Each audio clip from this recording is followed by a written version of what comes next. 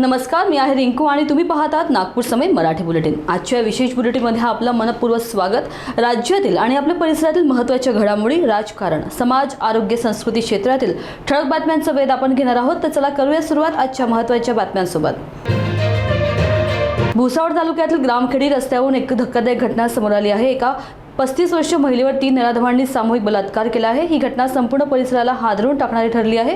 पीडित महिला आपल्या लहान मुलासह प्रवास करत होती। आरोपींनी तिला घर सोडतो असं सांगत मोटरसायकलवर बसवलं आणि थेट जंगलात नेलं। तिथे तिच्यावर आडीपाडीनं अत्याचार करण्यात आलं। प्रसंगावधान राखून महिलेनं थेट भुसावळ बाजारपेठ पोलीस ठाण्यात धाव घेतली आणि तक्रार दाखल केली। पोलिसांनी तत्काळ कारवाई करत 2 आरोपींना अटक केली आहे, तर तिसरा आरोपी अद्याप फरार आहे। या भयावह घटनेमुळे परिसरात संतापाचं वातावरण आहे। पोलीस यंत्रणा सतर्क असून लवकरच आरोपींना कठोर शिक्षा होईल अशी अपेक्षा व्यक्त केली जात आहे।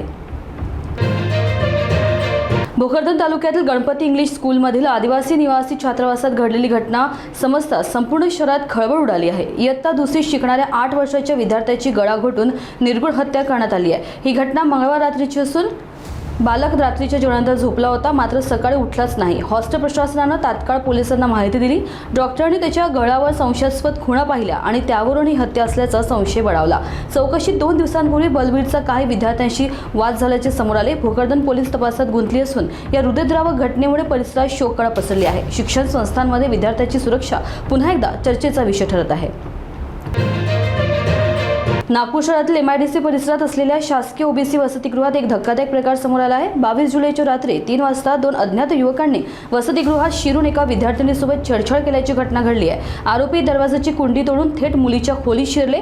छेडछाडीनंतर त्यांनी तिचा मोबाईल फोनही चोरून नेला आणि पळ काढला। या वसतिगृहात सध्या 64 विद्यार्थिनी राहतात, पण सुरक्षा व्यवस्थेचा पुरता अभाव आहे। ना CCTV ना चौकीदार, यामुळे प्रशासनाच्या निष्काळजीपणावर प्रश्नचिन्ह निर्माण झाले आहे। पीडित मुलीने धैर्य दाखवत दुसऱ्या दिवशी MIDC पोलीस तक्रार दाखल केली। पोलिसांनी गुन्हा नोंदवला असून आरोपींचा शोध सुरू आहे। घटनेनंतर वसतिगृहातील विद्यार्थिनी आणि त्यांच्या पालकांमध्ये भीती आणि संतापाचं वातावरण आहे। कल्याणमध्ये तरुणीवर झालेल्या मारहाणी प्रकरणी आरोपी गोकुल झा याला 2 दिवसाची पोलीस कोठडी सुनावण्यात आली आहे। आरोपीला कोर्टात हजर करण्यात आलं तेव्हा त्याने तिथेच गोंधळ घालायला सुरुवात केली। त्याच्या या वागणुकीवर न्यायाधीशांनी कडक शब्दात सुनावलं। न्यायालयीन प्रक्रियेत अडथळा आणल्यास वेगळा गुन्हा दाखल केला जाईल अशी स्पष्ट इशाराही न्यायालयाकडून देण्यात आला। संपूर्ण प्रकरण सध्या पोलिसांच्या देखरेखीखाली आहे आणि तपास सुरू आहे। काल मानपाडामध्ये जो घटना घडली होती, अनुषंगाने आज त्या दोन्हीसुद्धा आरोपीला आज माननीय कोर्टासमोर हजर केला असता कोर्टाने आज त्यामध्ये 2 दिवसाचे पोलीस कस्टडी त्यामध्ये मंजूर केलेली आहे। त्याच्यामध्ये पोलीस रिमांड याच्या करण्याकरता जो CCTV आपल्याकडे उपलब्ध आहे त्या अनुषंगाने आम्हाला तपास करणं आहे। त्याचप्रमाणे जी संबंधित पीडित मुलगी जी आहे त्या अजूनसुद्धा तिच्यावर उपचार सुरू आहेत।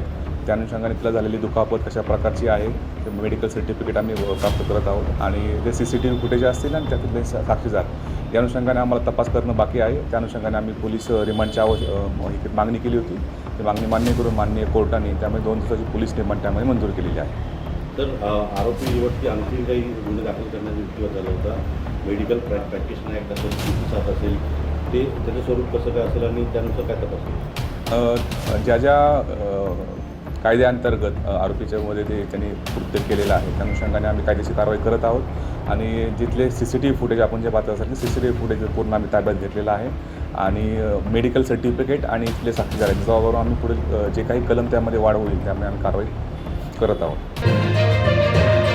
तर आजच्या मराठी बुलेटिनमध्ये इतकंच। महाराष्ट्रातील प्रत्येक महत्त्वाची आणि विश्वसनीय बातमी सर्वात आधी जाणून घेण्यासाठी जोडलेले रहा नागपूर समय न्यूजसोबत। पहा, जागरूक रहा, कारण इथेच मिळतात सर्वात अचूक बातम्या। सर्वात योग्य वेळी आपली आणि आपल्या कुटुंबाची काळजी घ्या। नमस्कार।